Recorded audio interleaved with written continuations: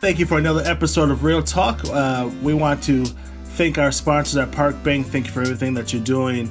And if you want more of this content, make sure you go to our YouTube page and check out our Real Talk videos. We have a lot of other wonderful interviews. Today we have our daily update from our Lieutenant Governor, Lieutenant Mandela Barnes. Sir, how are you? I'm doing good, man. Thanks again for having me, as always. Yeah. And how was your Mother's Day? Mother's Day was good. It was good. It was very calm. So yeah. I got to socially distance saw my mother. Yeah, that's always, always having my kids this weekend. We had a Zoom for my mom, and my mom was happy. But it's different, right? It's different not seeing your mom and stuff. So it's a little bit different. Definitely. It's been a good 2 months since I've seen my parents. And you're not married? No wife, no kids. No wife, no kids. Oh yeah, man. So for me, we had for my wife. I got up early, 5:30. Kids got up with me, 2 girls, and we got up and we made breakfast. I made French toast, omelets. So then my mom said, "Well, what did the kids do? I mean, what did Henry do?" And my wife didn't give me any credit. She said it was all my kids. It was all my. So I'm like, "See, you can't win." I'm like, "You just can't win. You just whatever." I mean, yeah. But I. You still took your credit. I had none. Zero. You got to take credit for yourself, man. Sometimes you are your best cheerleader. Man. And my mom believed it too. I'm like, it was a rough Sunday. So, anyways, brother, let's talk about a little bit about what's going on, man. It always seems like so much happened from the last time we talked. So it looks like that we still are on a safer at home. That ends on May 26th, right? Yep, ends. It could end May 26th. Right, we are set to sunset May 26th. So we'll see where that goes. Supreme Court will likely issue their decision sometime this week, quite possibly today. So that's another thing to factor into where we'll be when the 26th gets here. Right. Well, yeah, the Republican, that could change a lot of stuff, right? Mm-hmm. But let's assume that everything goes how it is now. We still haven't hit the 14-day metrics, right? So we still haven't hit the metrics to actually open things back up. Right. So there are 6 metrics that are outlined in the Badger Bounce Back Plan, but we went from 2 to 3. So that is very encouraging. We are halfway there. The ones we hit before dealt with hospitals specifically, and that is with 95% of hospitals affirming that they do have capacity and are able to test symptomatic clinical staff, and that they're able to treat people without crisis standards of care. So those were the first 2. We've been there for over a week, but now the most recent one is the number of cases. We've upped our testing. Our testing capacity is now 85,000 people per week, and now we're testing more folks, and we are seeing a downward trajectory of the positive tests as a percentage of the total tests within a 14-day period. So that is helpful, hoping that those numbers do not increase, but that puts us in a solid spot. We've gone from 33% the Badger Bounce Back Plan metrics being met to being halfway there. So we're steadily climbing, and it's because we're doing the right things. It's because of Safer at Home was in place, and that doesn't mean stop. Like I say all the time, that doesn't mean we just stop it today. It means we just keep doing what we're doing. In order for us to get 100% of the way there, and we can see a full reopening. But again, this is going to be incremental. This is going to be, we are turning this thing like a dial, not flipping it like a switch. Yeah, well, which leads to the governor's turn the dial thing he announced today, I believe, and that they talking about some strip malls can open up now, I believe. Mm-hmm. And is it drive-in theaters? I thought he said that. Yeah, so drive-in theaters in all their prevalence across our state. But businesses, stores and strip malls that have their own entrance and exit, they are able to open and serve up to 5 customers in a store at a time. That includes standalone as well. So people can, patronize those businesses. They can reopen. And again, that is a part of the gradual reopening. It'll be some time before we get back to complete normalcy, but these are positive steps. Does it make you nervous that still that for people of color, the percentage is going up. And that might be because of testing, I'm not sure. But what I think now, I believe 30% of the people infected are Latinos, about 21% are Black. I think, 30% of the deaths are Black. I mean, so those are still of course, alarms, right? Of course, it makes me very nervous, given the fact that if you just take the Black and Latino total population of the state, we're probably around 13% of the state's population. And we are over 50% of the positive test cases. That is a health disparity that mirrors so many other disparities. And there is definitely a reason for people to have some pause and feel frustrated about those figures. Because, again, these trend along the same lines as every other disparity that we tend to face. Yeah. And, again, maybe this is testing, but it'll be interesting how that plays out. Right, because you're starting to turn the dial, as you said, and if there's still the increase in communities of color, I think we just have to have an all hands-on approach for that, right?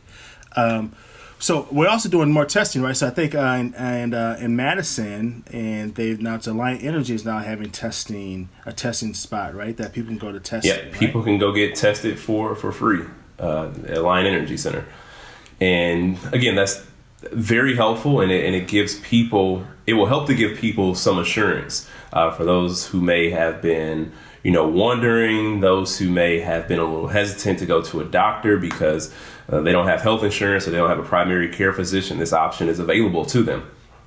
Yeah, talking about people of color. The good things you guys are. I mean, like, there's also hitting people of color who have businesses, right? And so I know that WDC, through the state, the governor, obviously, you guys put a micro business grant that you went out to focus helping people of color. How is that going, do you think? Absolutely. So the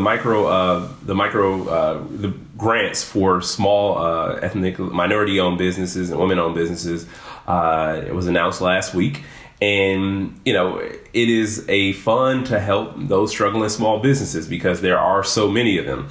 But this is a grant that would be up to $2,000 per company with 5 or fewer full-time employees. And this is related to in the retail industry, service industry, hospitality industry. And these are the grants that are available to people who didn't get a PPP loan, people who weren't eligible for the Federal CARES Act, or people who haven't received the Small Business 2020 funding.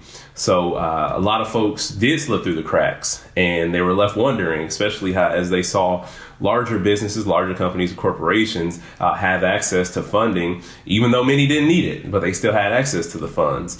And it created more inequality because these struggling small businesses don't have the resources available to compete, especially in the middle of a pandemic. So we want to be able to help out some of those businesses. And, it might not seem like a lot of money, but it can be make or break for people who are on the margins right now. No, for sure. I mean, and $2,000, that's still a lot of money at this time. So, we're glad. Do you think that that you guys can foresee doing something else like this that continues for a while, or come up with different programs to help small businesses in the future? Yeah, I hope that we can. And it's going to be an overhaul. We need a large scale program that won't just impact businesses, but individuals, families, entire communities. I mean, this is the time for us to think bigger than ever before, to create some sort of Marshall Plan, to make sure that, we are restoring communities, one, to their former self, but allowing them to thrive beyond where they were prior to COVID-19. And that is something that requires a little bit more thought, some real deliberation and intentionality when it comes to piecing that whole puzzle together. And I want to be a part of that. I will make myself a part of it if I need to. But we gotta think big with unemployment numbers being at the levels they were during the Great Depression. It is going to take New Deal type of thinking to get us out of that. And, I've been a proponent before, of looking at our other crises that existed, mainly the climate crisis, and understanding the urgent need that we will have for sustainable business development and more sustainable practices, and also just, employment in general, the time for us to start taking seriously the ideas and the framework that was laid out in a Green New Deal. Like, you don't have to subscribe to the whole plan. You don't have to like everything about it. You don't have to like the authors of it. But there are parts that certainly make sense, especially for communities across Wisconsin, especially those who've been already hit hard, like our agriculture industry. There are ways. A lot of people get a bad rap because the way that they attacked the Green New Deal, and they framed it as something that was going to end agriculture as you know it, when in fact this gives opportunity to agriculture operations. When you look deep into programs and systems that can be put in place, like methane capture, like carbon sequestration, the list goes on, and we have opportunities to create a boom for our rural communities, with wind and solar energy. The opportunities are limitless, but we have to embrace them, and now is the perfect time to do so. Yeah, you mentioned unemployment, and I know I'm hearing that a lot of people are not getting unemployment checks. What are you hearing about unemployment right now? What's going on in your world? I'll start with the most frustrating thing about unemployment, with the fact that there's an influx of people who are claiming who are seeking to get unemployment benefits, and the thing about it too is it can be frustrated here, and I don't take that away from anybody. You should be, but this is a national problem. It is a federal problem. It's not just Wisconsin, but given the staffing levels at the Department of Workforce Development, people who are able to process those claims, if you're dealing with the same number of people working those claims, oftentimes in a less efficient way because they're at home and may not be able to do it as they would be able to in the building at the actual workplace, it's not going to be easy. And I'm not going to sit here and make any excuses because it is very frustrating. But we're working to hire new people to come in to process those claims.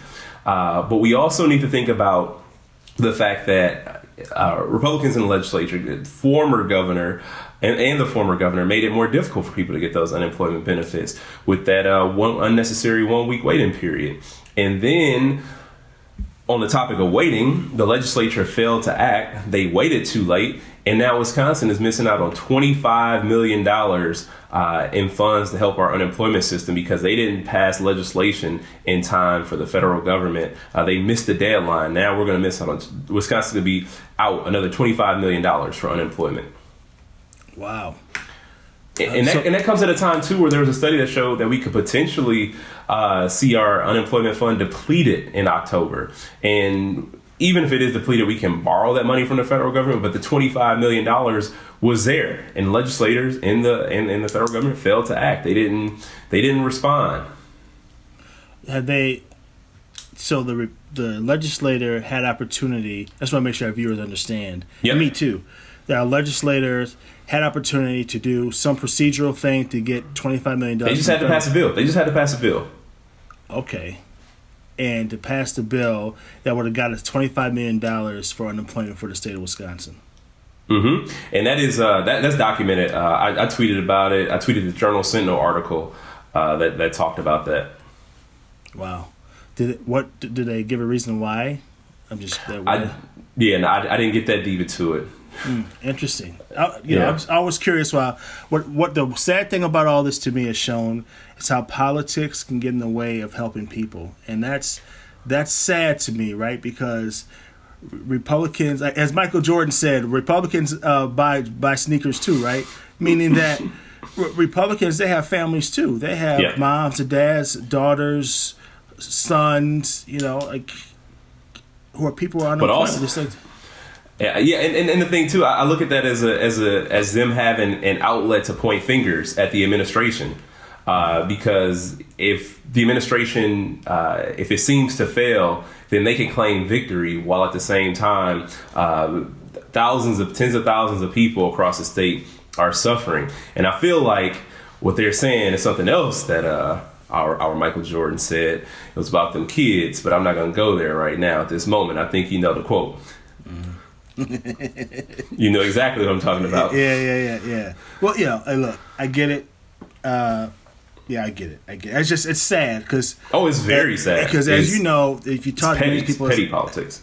Yeah, and talk to many people I do, and I'm hearing more about the deaths of people dying from this. Like, this is for real. And then you talk to people in the business community who are losing jobs, campaign. I mean, this is when you actually get out the bubble of politics and actually start talking to people who everyday lives. This is real, and this is impacting people in real ways. So it's just sad that politics can get in the way of helping people, and that breaks my heart a little bit.